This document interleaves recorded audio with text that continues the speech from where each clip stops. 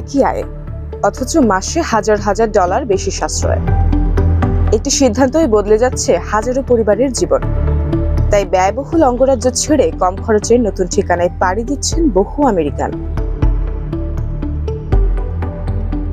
উচ্চ জীবনযাত্রার ব্যয়, বাড়ির ক্রমাগত মূল্যবৃদ্ধি এবং করের চাপের কারণে যুক্তরাষ্ট্রের অনেক পরিবার ক্যালিফোর্নিয়া, নিউ ইয়র্ক ও ইলিনয় ছেড়ে জর্জিয়া, টেনেসি, টেক্সাস, ফ্লোরিডা ও নর্থ ক্যারোলাইনায় বসবাস শুরু করেছেন।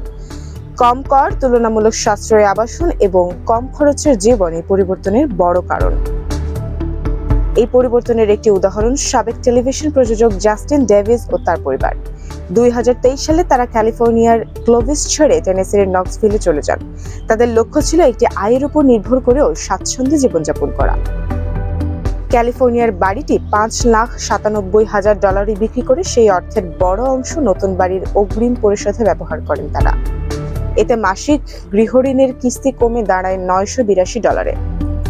নতুন বাড়িটির আয়তন প্রায় 1,792 বর্গফুট। সঙ্গে রয়েছে প্রায় অর্ধ একর জমি। করের ক্ষেত্রেও এসেছে বড় পরিবর্তন। ক্যালিফোর্নিয়ায় বছরে যেখানে প্রায় $12,000 সম্পত্তি কর দিতে হতো, টেনেসিতে সেই ব্যয় কমে দাঁড়িয়েছে $743।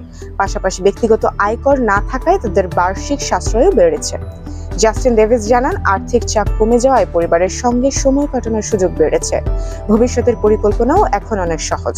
করোনা মহামারীর পর দূর থেকে কাজের সুযোগ বাড়ায় কর্মস্থলের কাছাকাছি ব্যয়বহুল শহরে বসবাসের প্রয়োজন অনেকের কাছে কমে এসেছে।